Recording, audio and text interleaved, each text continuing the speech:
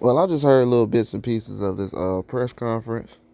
I probably got a good idea of what's going on so far.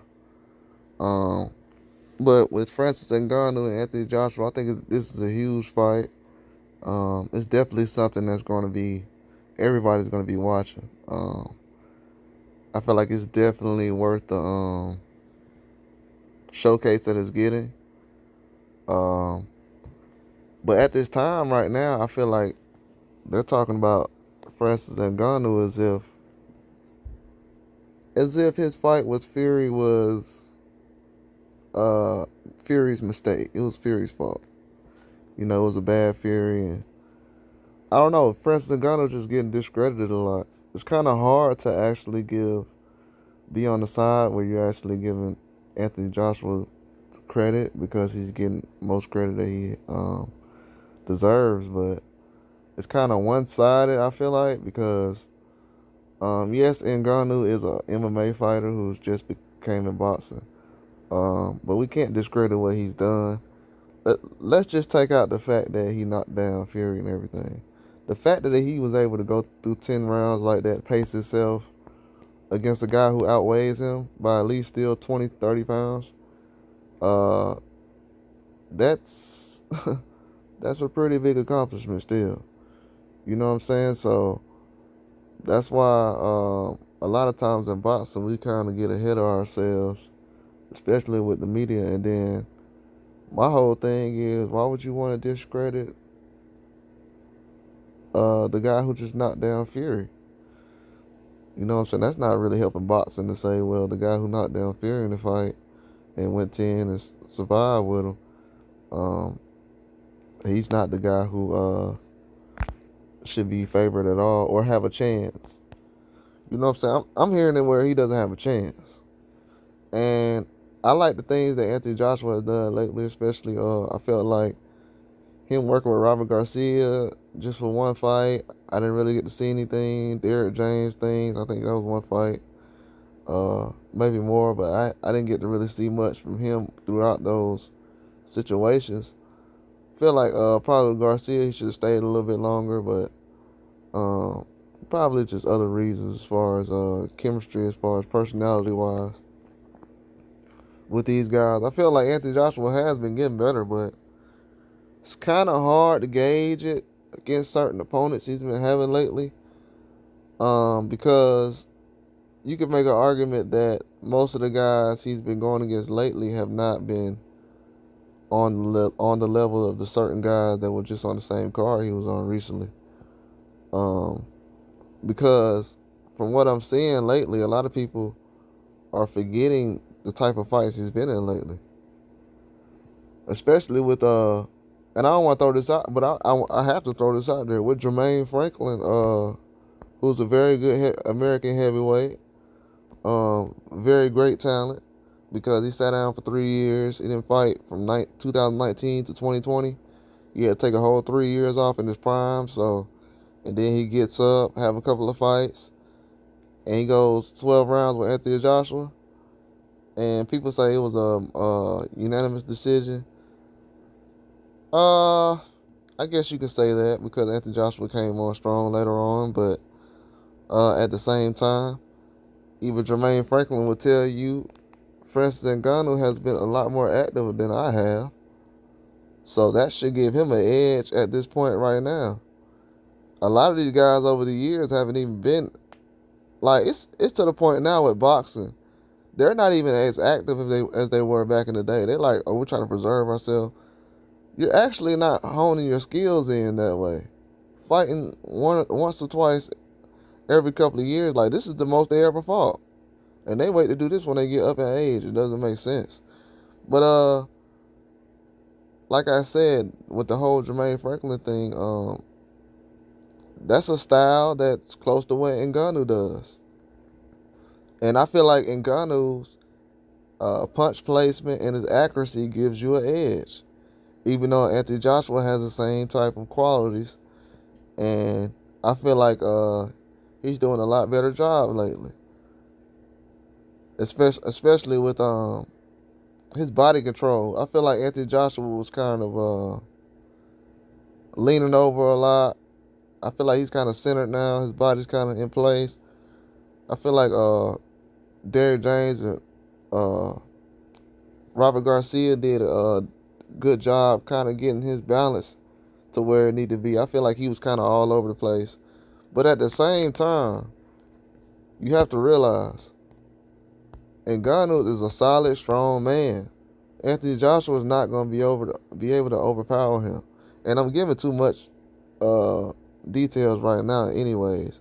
But at the same time, that's all y'all gonna get for now on that. But uh, Anthony Joshua, he has a lot of power.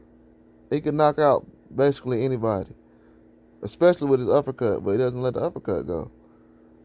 But I feel like Ngannou's getting discredited a lot of times with the Fury fight.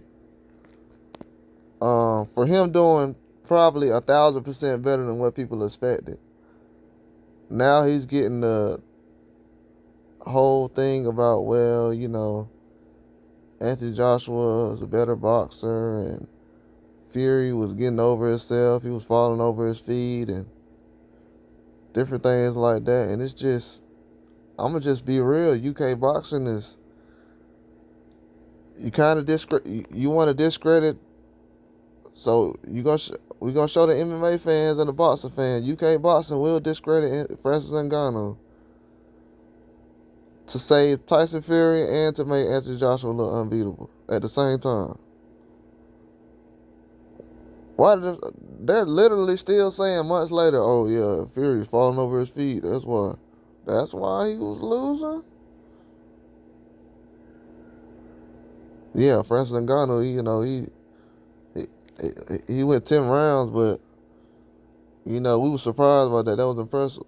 Bro, he was in shape.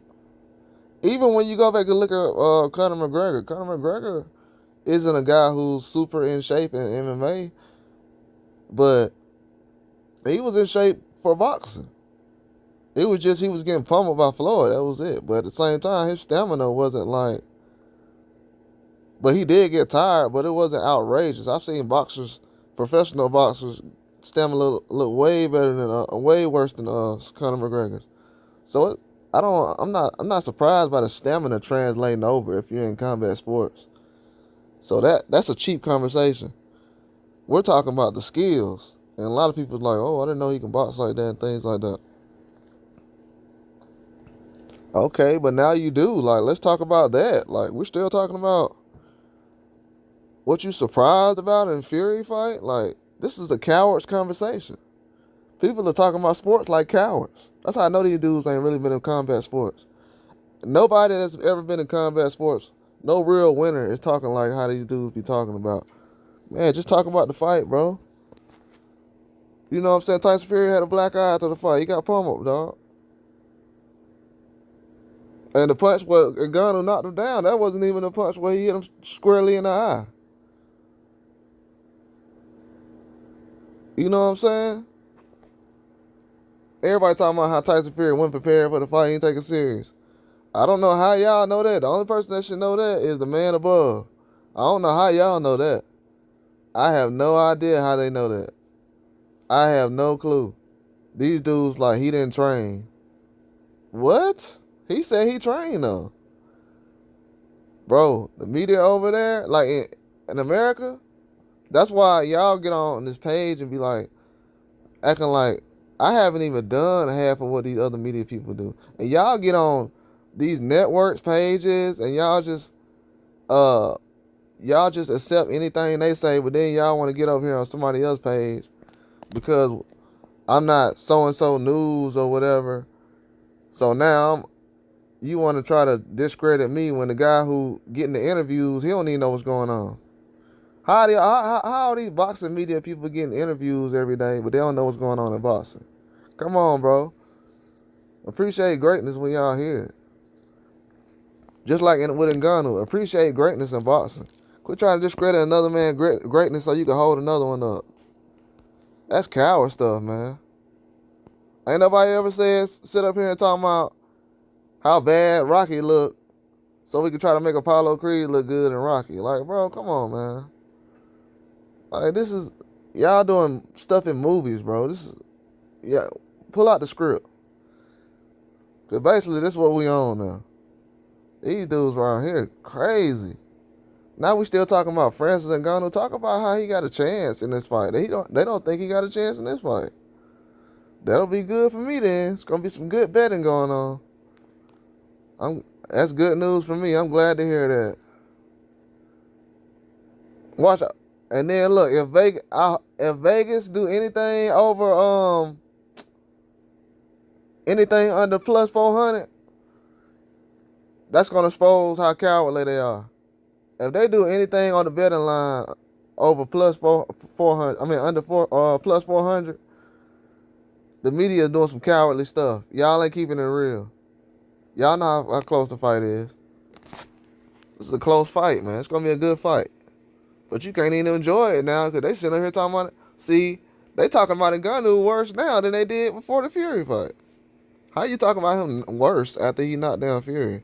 Ain't nobody telling you to get up here and say he won. Just say what he's good at. They don't know boxing, that's why. They don't know what he's good at still. They don't know what he's good at. Expose yourself, man. They don't know what Francis Ngannou is good at. They really don't. They don't know what he's good at. They don't know if he can jab well. They don't know none of that. It's funny. I watched him fight about 2 or 3 times. I said, okay, I see what he's good at. And the stuff he's not good at is the stuff he's supposed to not be good at because he doesn't box every day professionally. But yeah, Anthony Joshua does have a chance to fight. He just has to execute on everything, but he has to also realize what Francis Ngannou's strengths are. And if you find yourself in a position where Francis Ngannou uses his strength, you might get knocked out. But it was a very good press conference, though. It was a big event. Seems like it's going to be a very big event, man.